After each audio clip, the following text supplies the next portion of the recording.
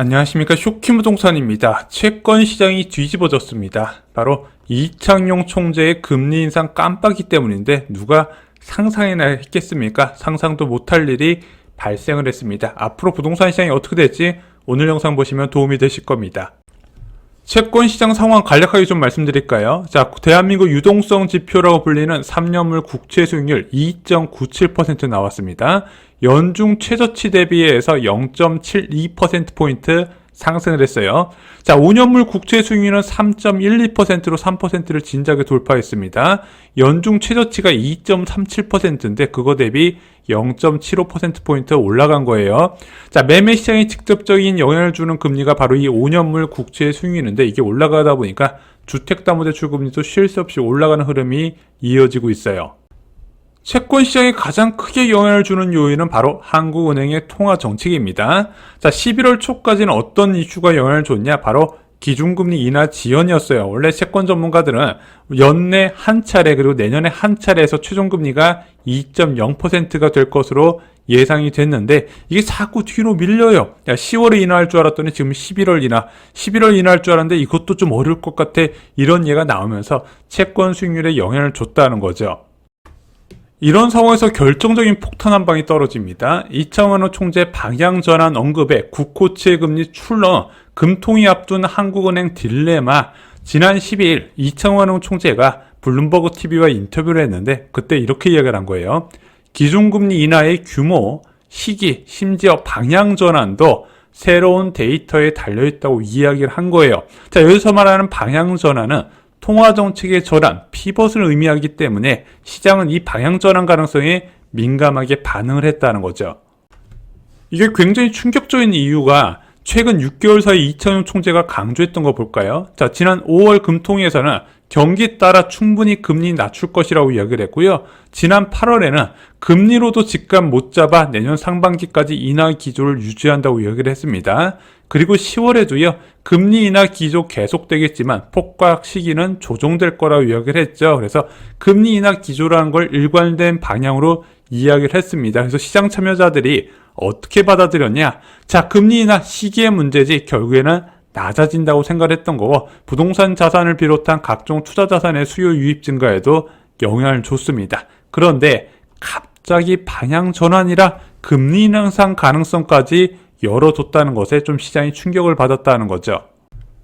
통화 정책을 흔드는 두 축이 있는 거 아시나요? 미국은 듀얼 맨데이트 에라에서 이제 물가와 실업률을 본다면 대한민국 같은 경우는 성장률과 물가를 봅니다. 이 성장과 물가 두 가지 측면에서 지금 금리 인하 쪽을 가리키긴 쉽지 않다는 얘기가 있어요. 10월 소비자 물가 상승률 근원 물가 기준으로 2.2%로 오랜만에 2%를 넘는 것을 기록을 했어요. 물론 경계할 수준은 아니지만 일단은 신경 쓸만 하다는 거죠. 반면에 성장률이 예상보다 양호해요. 자, KDI에서 이렇게 이야기를 했습니다. 내년 내수 회복이 성장을 이끈다. 내년 성장률 1.8%로 상향 조정.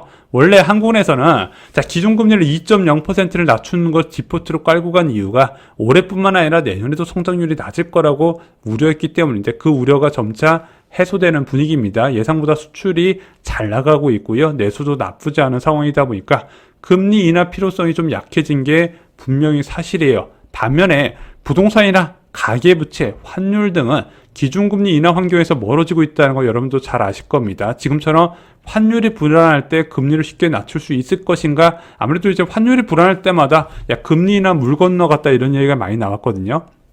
게다가 부동산하고 가계부채 같은 경우는 이창원 총재가 유난히 신경을 많이 쓰는 부분인데 지금 올해 벌써 3차례 급등이 나왔단 말입니다. 그래서 지금 11호 부동산 대책으로 좀 억눌려 있긴 하지만 이것이 장기간 억제시킬 수 있을 거라고 생각하는 사람은 별로 없는 것 같아요. 아마 이창원 총재도 그렇게 생각을 하는 것 같습니다. 그래서 금리 인하를 하게 될 경우에 오히려 이 부동산 시장에 기름을 부으지 않을까 이렇게 생각할 수도 있다는 거죠.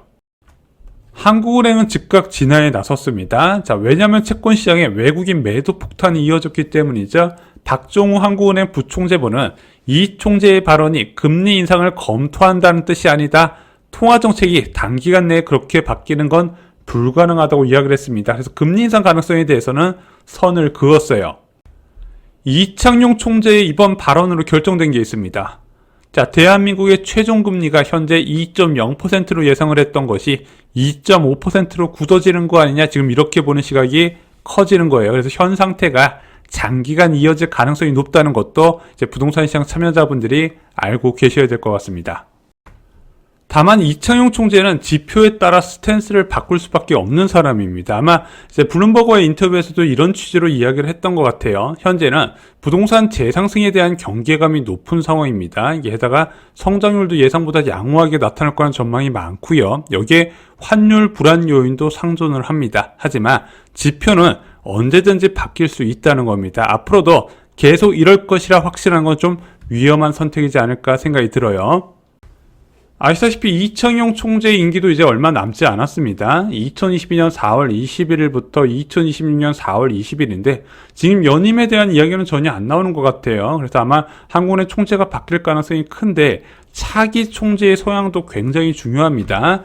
제가 알고 있는 이창용 총재는 역대한은행 총재 중에서 좀 가계부채나 부동산 신용을 많이 쓴 좀 매파적인 성향이 있다고 생각을 해요. 물론 그와 제 생각에 대해서 뭐 다르게 생각하시는 분들 많이 계시지만 저는 개인적으로 이렇게 생각을 합니다. 그 전에 이준왕은행 총재보다는 훨씬 가계부채나 이제 금융 안정성에 대해서 좀 신경을 쓴 측면이 분명히 있다고 생각을 해요. 다만 차기 총재가 어떤 성향을 가질지 그에 따라서 금통위원도 그 성향을 따라가게 돼 있거든요. 그런 것도 좀 관심 포인트가 되지 않을까 생각이 듭니다. 이와 관련된 정보 나오면 영상으로 제일 먼저 다루도록 하겠습니다. 부동산 시장은 이제 어떻게 될까요? 지난 8년간 집값 하락 사례는 두 번이 있었어요. 첫 번째는 2019년 초 헬리오시티발 역전세난이 있었습니다. 그래서 2018년 11월에 기준금리 인상이 딱 있었고 그로부터 대규모 입주 물량이 있다 보니까 동남권 중심으로 역전세난에 따른 집값 하락이 단기간 동안 나타났었어요. 그리고 2019년 하반기 때 금리 인하가 연속적으로 있으면서 집값 과열로 다시 연결이 됐죠. 그리고 2022년 말에 있었던 레고랜드발 부동산 급락 여러분들도 잘 아실 겁니다. 2022년 1년 내내 금리를 지속적으로 올리고 대규모 입주 물량이 겹치니까 2023년 초에 역전세난이 대규모로 발생하면서 집값이 급락을 했었어요. 자, 집값 하락세의 두 번 모두 다 기준금리 인상 시점에 있었다는 겁니다. 그만큼 금리 인상은 부동산에 매우 중요한 신호인데 일단 저는 개인적으로는 지금 금리 인상 가능성은 굉장히 희박하지 않나 보고 있습니다. 제가 알고 있는 한 금리 인상은요, 보통 국제유가부터 1년 전 대비 크게 치솟을 때 나타나는데 지금 국제유가가 계속 약세를 보이고 있죠.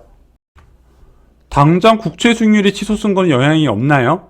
있죠. 일단은 시장금리가 올라갔다는 거는 대출의 기준금리가 올라갔다는 뜻이고 여기에 총량 규제로 인해서 가상금리까지 같이 올라갔단 말입니다. 그래서 아마 지금 대출 받으려는 분들은 깜짝 놀라실 거예요. 그래서 겨울에는 일시적인 수요 둔화가 나타날 겁니다. 근데 이런 상황이요, 2023년 말에도 있었고요, 2024년 말에도 똑같이 있어 왔다는 거죠. 쇼킹부동산 2025년 전망 기억나시나요? 저희가 1월에서 2월에는 약보합을 말씀드렸고 3월부터 9월까지 상승, 10월에서 12월까지는 규제에 따라서 집값이 연결될 것이다 말씀을 드렸습니다. 실제 319 부동산 대책, 627 부동산 대책, 11호 부동산 대책으로 집값이 올해 굉장히 많이 과열이 됐었죠. 자, 그럴 수밖에 없는 게, 자, 부동산 시장은 금리 인하 흐름과 그리고 또한 이제 입주 물량에 영향을 받는데 2025년은 상승을 가리킬 수밖에 없었다는 겁니다. 자, 근데 그 2025년도 1월에서 2월에는 약보합 상태가 수도권 전체적으로 나타났어요. 그래서 1월 말부터였죠. 대출금리가 서서히 떨어지고 잠실 지역의 집값이 살아나기 시작하니까 전체적으로 상승 기조로 전환이 됐습니다. 저희가 2026년 부동산 전망 때 다시 한번 다루겠지만요. 지금 일시적인 좀 수요 억제 효과가 좀 장기간 이어지지는 않을 거다. 저는 개인적으로 보고 있습니다. 오늘 영상 결론 말씀드리겠습니다. 이창용 총재의 피벗 발언으로 채권 시장이 크게 흔들렸고 그 여파가 지금도 이어지고 있습니다. 그래서 한국은행은 금리 인상보다 금리 동결을 장기간 유지할 가능성이 높아졌다 이렇게 말씀을 드리고 싶어요. 참고로 이창용 총재의 임기는 2026년 4월 20일까지입니다. 차기 총재의 스탠스에 따라서 또 부동산 시장도 영향을 받을 것으로 보여져요. 자, 금리 급등으로 올겨울 수요 둔화가 예상이 됩니다. 다만 봄부터 다시 풀릴 가능성 2023년과 2024년 움직임이 다시 재현되지 않을까 저는 생각을 하고 있습니다. 오늘 준비한 소식은 여기까지입니다. 오랜만에 선착순 부동산 상담을 시작합니다. 8분을 모시고 내 집 마련, 투자, 청약, 자산 리밸런싱의 모든 것을 답변드립니다. 신청 후 7일간 댓글로 자유롭게 상담 가능하기 때문에 궁금한 거 다 해소하실 수 있을 겁니다. 신청 방법은 고정 댓글 링크를 확인해 주시기 바랍니다. 신청이 마감되면 링크는 삭제됩니다. 이상 영상 마치겠습니다. 쇼킹부동산 가족 여러분, 감사합니다.